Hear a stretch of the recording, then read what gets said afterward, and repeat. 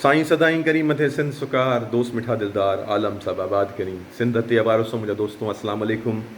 जीअं सिंध जीअं मुंहिंजो रहबर साईं जीएम सर।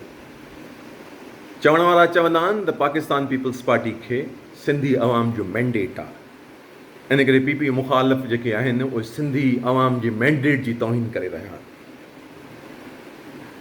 हाणे उन्हनि खां हिकिड़ो सुवालु आहे त पहिरीं त इहो ॿुधायो सिंध जी आबादी केतिरी आहे। उन आबादी खां पोइ इहो ॿुधायो त केतिरो सैकड़ो माण्हू हुते वोट ॾिए थो।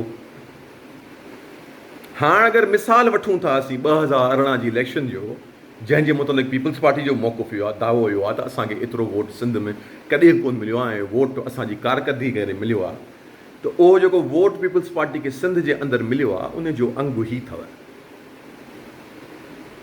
हाणे अगरि असीं ॾिसूं पीपल्स पार्टी मुखालफ़त में केतिरो वोट मिलियो आहे सॼे सिंध में, त उन जो अंगु ई अथव।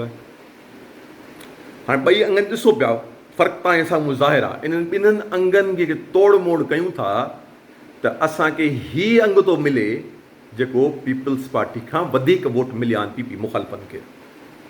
त पोइ मैंडेट कीअं हासिलु आहे? मैंडेट त पीपी मुखालफ़नि खे हासिलु आहे न। बाबा सच ॻाल्हि इहा अथव त को मैंडेट न आहे। हीअ हिकु टेक्निकल हरमपाई आहे जेकी पाकिस्तान पीपल्स पार्टी ऐं संदन मालिक असांजे तकनि ते कनि था।